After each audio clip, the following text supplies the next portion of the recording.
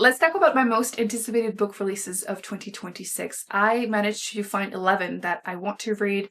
I feel like it's hard to keep up with new releases, so hopefully you will be leaving your own in the comment section so we can add the ones that we want to read. Also, they're all authors I have tried before and enjoyed. Some of them I will be reading the second that they are out. Some of them I want to know your opinion. Do you think it's going to be good or not? I'm going to edit this video so that they are in order that they're going to be published to make it easier. So January 20th, there are 3 that are coming out.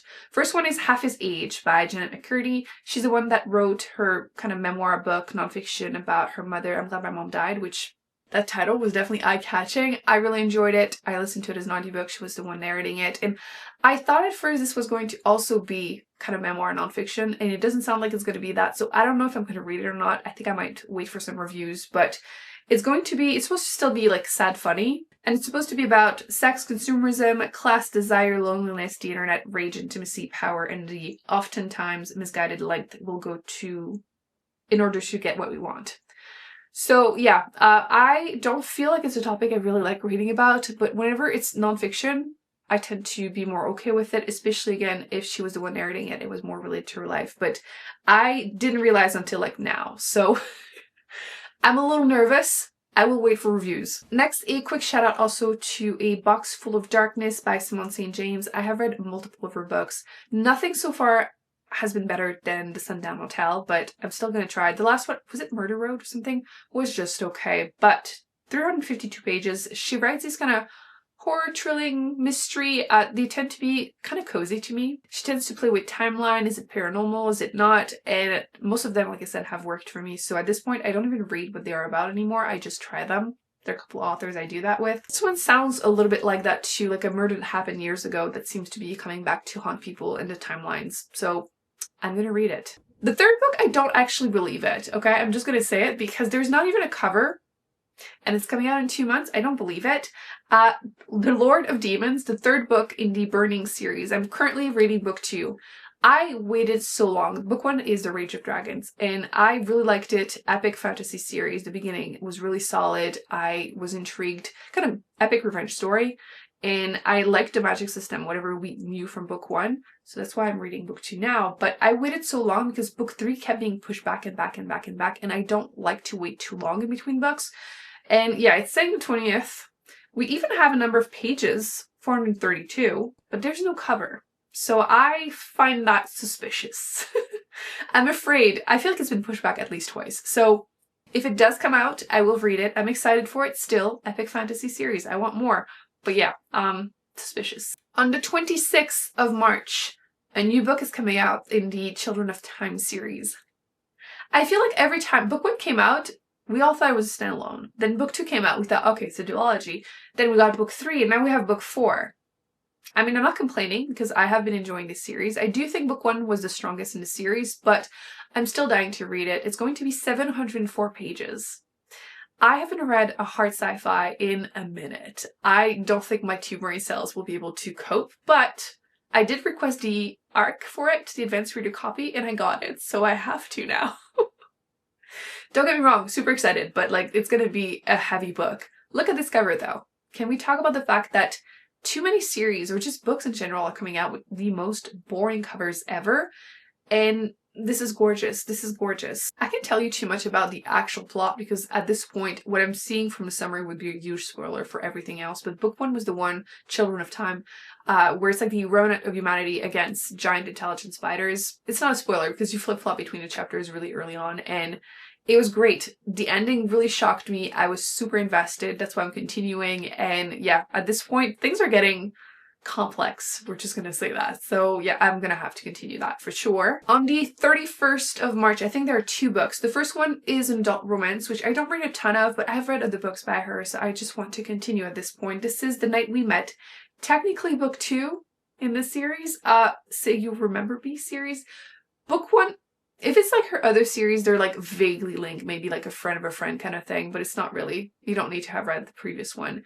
I overall like her books. It's been a hit and miss. Nothing has been better than the first one I've read, which was Part of Your World, which was a 5-star. That's why I will read anything at this point. If the first book I read by an author is a 5-star, I'm stuck. I will have to continue until I find another one. So far I've enjoyed that her main male characters are not huge red flags, which I feel like I've had an issue with so many, like, even fantasy.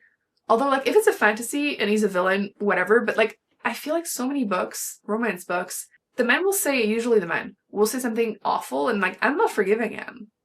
So, like, I can't root for the romance at all, but she hasn't done that. I did have issue with this book. But her other books I have enjoyed, so I will be continuing that. It's like a summer read for me, so yes. The other book that's coming out on the 31st of March is How to Be Okay When Nothing Is Okay. This is going to be the 4th book I read by Jenny Lawson. She writes these really quirky, kind of memoir-esque nonfiction, and she narrates them as audiobooks, which is the way to go, in my opinion. I picked up Randomly, Fiercely Happy from Audible, and I fell in love with her. She's really funny. She talks about her health, her life, and it just works. It works. So at this point, again, it doesn't really matter what she's going to be talking about. I will be listening to it. I'm surprised, though, that the cover does not contain a taxidermied animal, because I learned to my shock that that's what the other ones were. So, you know, on April 21st, which is my birthday month, so this is a personal gift towards me. I'm taking it that way. The Caretaker is coming out, and I am so excited. We Used to Live Here was my first 5-star of the year, and it's going to make it to my best books of the year. Love this. He's finally coming out with a second book. This was, I think, debut novel, and it's been picked up hopefully to become a movie. Kind of horror. Is it paranormal? What's going on? You have no idea. You don't want to know anything. Okay, do not look up the plot. I really love this, so much so that I let someone borrow it, which I don't let a lot of people borrow my books because I don't trust them, and she actually got too scared to finish it. It's not even that scary, but like creepy basements will be creepy basements. Anyway, also, look at these covers. Again, this is what happens when you actually pay people. Hopefully they did. Because gorgeous covers. I'm so sick of these really, really boring covers. Like, they're mystery thriller horror. Look at Frida McFadden covers. I mean, the books are awful. But the covers are ugly. Like, ew. No. This makes me want to read the book. Anyway, the plot. The Caretaker. Main character, she needs money. Who doesn't in this economy? And she desperately accepts this job to be a caretaker for 3 days. She's like, it's 3 days. How bad can it be? But she gets this job from Craigslist. So, like, of course, it's set in the wilderness because that's also creepy. The other one too. Forests are creepy. Okay. And yeah, I think it's going to play with the same thing as a supernatural horror. I don't want to know anything else. There's not that much more info. And yes, the second it's out, I'm reading it. I actually did request the advanced reader copy. Hopefully I will get it, and if I do, I'll read it ASAP. If not, April, I will read it because it has to be good. I mean, first book was a 5-star, so it doesn't matter. I will read it. How to Cheat Your Own Death is technically the 3rd book in this cozy murder mystery series, which, like, the author is, like, coming out every year with a new book, and I'm not complaining because I really enjoyed it. It's set, or the first 2 books were set in, like, the countryside, the English countryside, so if you can listen to it as an audiobook, would recommend. You get the accent. It works. It's kind of funny light. Obviously, it's a murder mystery, but they feel cozy to me because of the countryside. Again, the accent. It's set with, like, in this small town, and, like, they're making friends or discussing things with everyone. So to me, cozy. So the storyline from book 1 starts with this woman who was foretold when she was younger that someone close to her was going to murder her. So she spends the next 60 plus years trying to stay alive and gather secrets about everyone. So of course that doesn't make her a lot of friends. And then when she is murdered, the main character is told that if she wants her money, because she has no close relative, she's the closest, if she wants the money, she has to figure out who's done it in like a week. So that's kind of how the story starts. Book 2 was linked to that, and book 3 apparently is still going to be linked to that. We'll see. I'm into it though, so it's fine. I can't believe this one is coming out in 2026, but in a different way, in the sense that I feel like I just read book 2. A Trade of Blood, which is the 3rd book in the Shadow of the Leviathan series. If you enjoy murder mysteries set in fantasy world, if you want to try them, I highly recommend this series. This is going to be like the 6th that I read by this author. So I read a couple, I've enjoyed them, and this is my favorite series by him. Book 1 was good, book 2 was even better, which I feel like is rare. It's hard. And then 3rd book is announced. I'm reading it. It's coming out June 9th. It's going to be, we don't know how many pages yet. Long story short, you're following the assistant of Anna, who is the most fascinating characters of all time. She's like a magical Sherlock Holmes.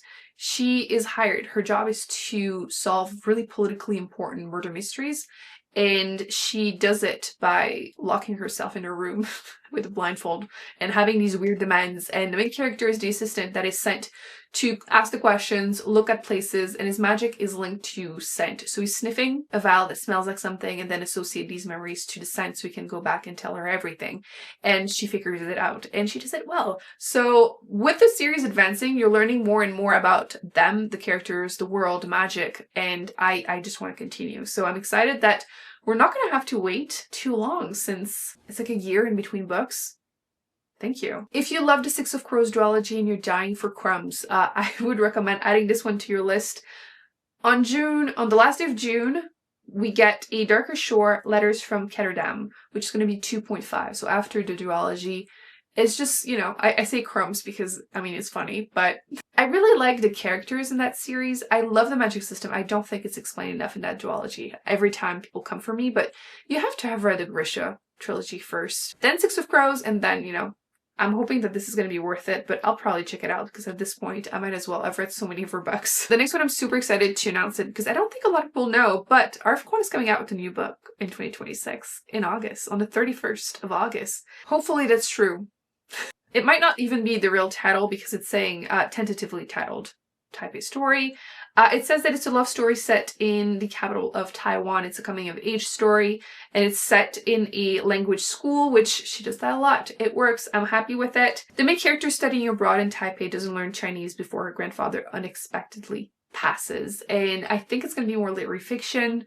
At this point, I'll read anything since I've read everything by her. I did like Yellowface. I do prefer fantasy in general, but I'll try it. So that's all I have. Hopefully authors will be coming out with more because I don't know about you, I desperately need some, okay? I need things to look forward to. So I would love to hear which ones you are also putting on your TBR, if there's anything else that I didn't see or that you think a lot of people would be interested in. As always, thumbs up, subscribe. I'll put more videos on the screen that I recommend you check out, and I will see you in the comment section. Bye.